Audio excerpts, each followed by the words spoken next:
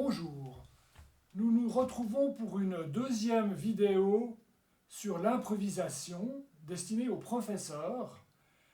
Elle concerne des élèves entre la 3e et la 6e année environ. Elle est conçue comme un complément à un enseignement traditionnel. Elle donne quelques pistes, mais rien n'empêche d'en trouver d'autres. L'improvisation offre parmi tous les avantages celui de ne pas avoir de partition et de pouvoir donc se regarder dans un miroir pour corriger une position du corps en général ou même des mains. Ces vidéos sont conçues pour allier un travail technique avec un travail d'oreille et un travail d'improvisation naturellement, d'imagination. Donc technique, imagination, cela permet de progresser. Premier élément technique, c'est le Flattersonge. J'ai toujours constaté qu'avec les élèves, d'aborder assez tôt cet effet permettait de mieux ouvrir la gorge et de prendre conscience du soutien. On dit ouvrir la gorge, en fait, c'est permettre aux cordes vocales de vibrer légèrement, pas comme un chanteur, mais d'entrer en vibration. Comment aborder cet élément? En premier, en soufflant très fort sur la main, en roulant le R. Ensuite, dans la clarinette, ne pas essayer d'émettre un son, souffler avec ce R roulé.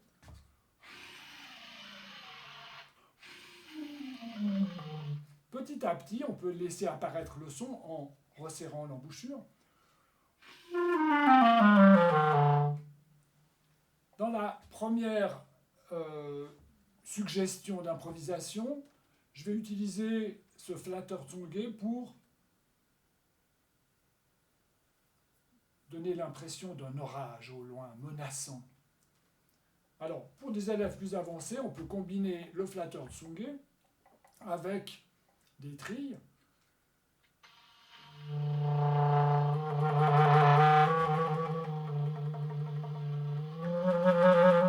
Trilles à gauche et à droite pour avoir une certaine souplesse. On va partir en balade.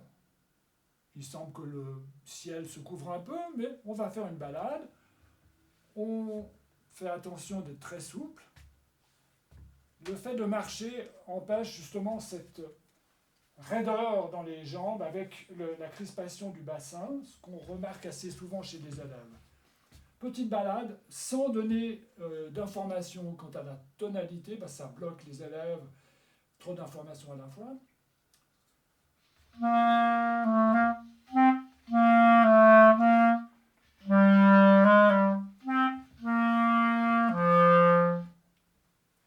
Les premières gouttes de pluie tombent, on travaille donc un peu le staccato.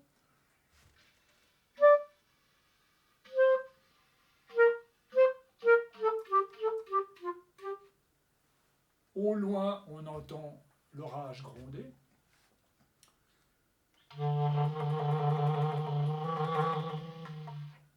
Le vent se lève. Là aussi, on va souffler sans resserrer les lèvres. On peut aussi faire le vent de cette façon-là. Et puis les éclairs arrivent. Alors, je me mets à la place d'un élève de 4e année, les éclairs sont peut-être pas très rapides.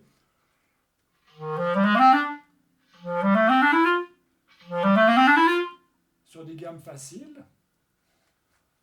Il y a tellement d'éclairs, tellement de pluie, tellement d'orage qu'on finit par rentrer en ayant un peu de crainte. On peut aussi mimer cette crainte. Il est toujours bon de faire un peu de théâtre musical pour s'exprimer complètement.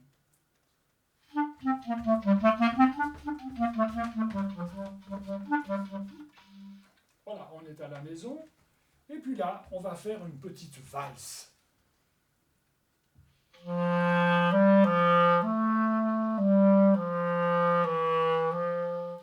Donc avec un tempo lent, ça demande une certaine maîtrise du temps. Dans la première vidéo, j'avais fait quelque chose de plus rapide en 2/4. parce que ça correspond au tempo d'un jeune enfant. Par la suite, on peut lui demander de maîtriser un tempo plus lent. Autre terrain d'exploration, les animaux. Le chat qui miaule. J'ai fait un glissando entre le fa dièse et un fa dièse un quart de ton plus haut. On peut faire aussi si bémol, et ensuite on va prendre l'autre si bémol à gauche pour un autre miaulement.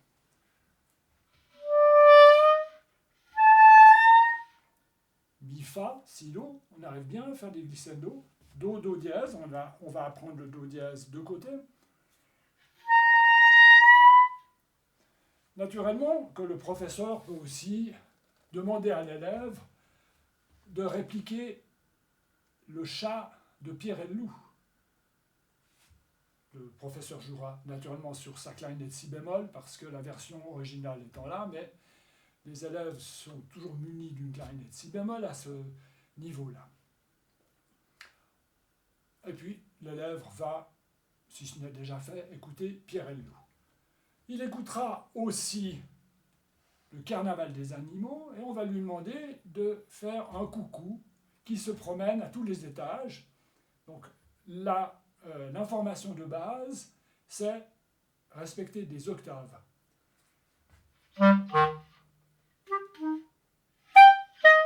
Trois coucous différents. Alors on peut imaginer aussi dans une salle d'avoir trois élèves qui font des coucous à partir de différentes notes, mais qui respectent cette consigne de jouer son coucou à plusieurs octaves. Et toujours les mêmes notes. Naturellement d'autres oiseaux avec des trilles.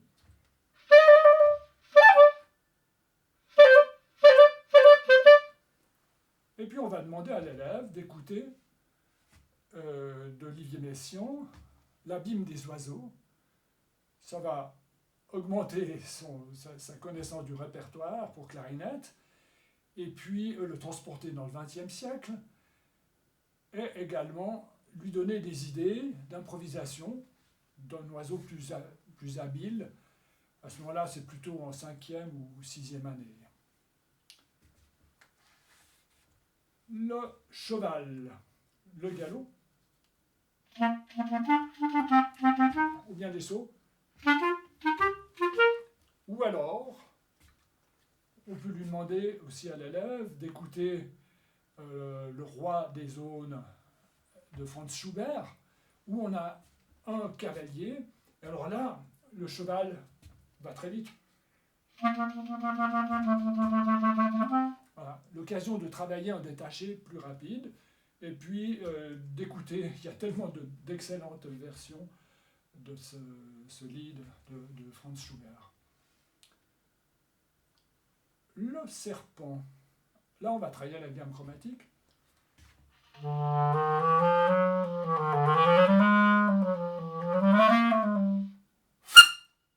Là, il fait un sifflet terrible qui nous inquiète et nous pousse à nous retirer. On peut naturellement trouver d'autres idées d'animaux. On peut improviser sur un tableau, sur une histoire que raconte un élève, sur des gestes qu'il fait et qu'un autre figure par une improvisation. L'improvisation tonale a d'autres exigences. Là, il faut s'assurer que l'élève entend bien ce qu'il va jouer. Si il improvise sur do, ré, mi, do, il faut qu'il puisse dire le nom des notes qu'il va jouer après, jouer dans différentes octaves. Voilà, quelques pistes pour l'improvisation tonale. On peut aussi, il y a les célèbres questions-réponses. Quand on joue un morceau en fa majeur, on travaille la gamme de fa majeur, on travaille l'arpège, des tierces éventuellement. Et puis, entre deux élèves, on peut leur demander de faire des questions et des réponses. L'élève seul peut faire aussi les questions et les réponses, contraster, par exemple, une réponse forte par rapport à une question qui, elle, a été pianissimo. On peut aussi travailler des éléments techniques. On peut demander à l'élève pendant une semaine de travailler, par exemple, la liaison entre les registres, le Flatterzunge et des trilles.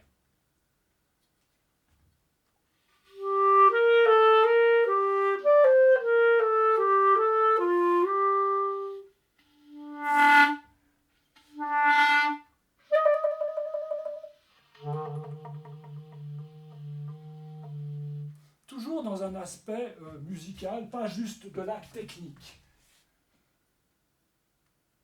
On va maintenant commencer une toute petite approche sur l'improvisation jazz. À ce moment-là, on va travailler les gammes pentatoniques. Donc 5 notes. Fa, sol, la, do, ré, sur toutes les octaves. On va la travailler en premier avec la lèvre supérieure repliée. Beaucoup d'élèves mordent trop. Alors si on joue avec la lèvre supérieure repliée, comme ça se faisait il y a à peu près 2 siècles d'ailleurs,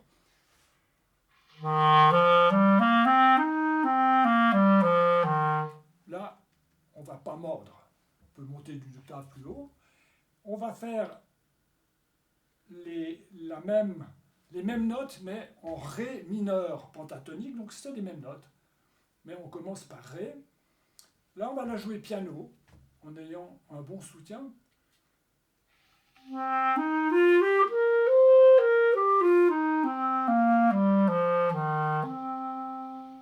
Toujours un aspect musical, on ralentit, on peut faire un crescendo, un décrescendo.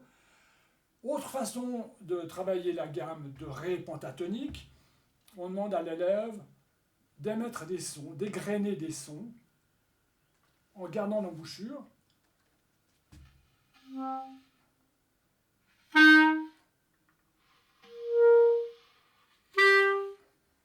On peut aussi lui demander de les émettre en sortant l'embouchure. On peut même mettre un métronome pour que ce soit précis.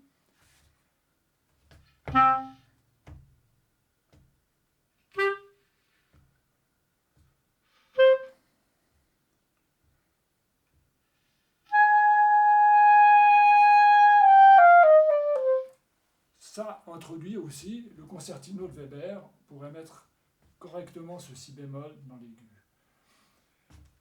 Autre gamme proche, la gamme blues. À la gamme de Ré mineur pentatonique, on va ajouter le sol dièse.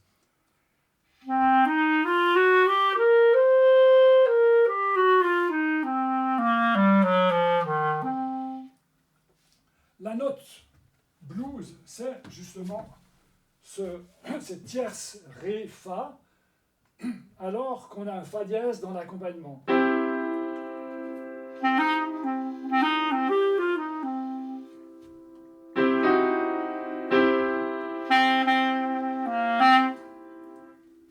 Ensuite, l'élève va improviser à son niveau sur cette gamme, ça peut être très simple.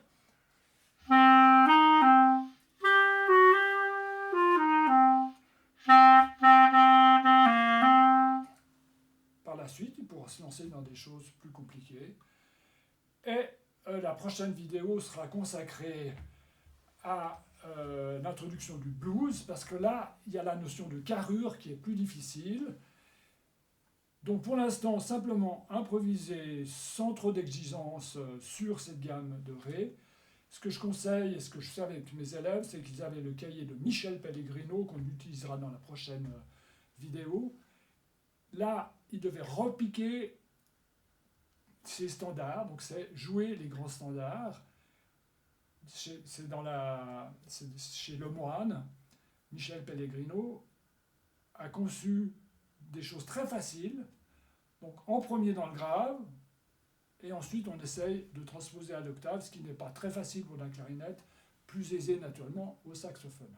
À bientôt, au revoir.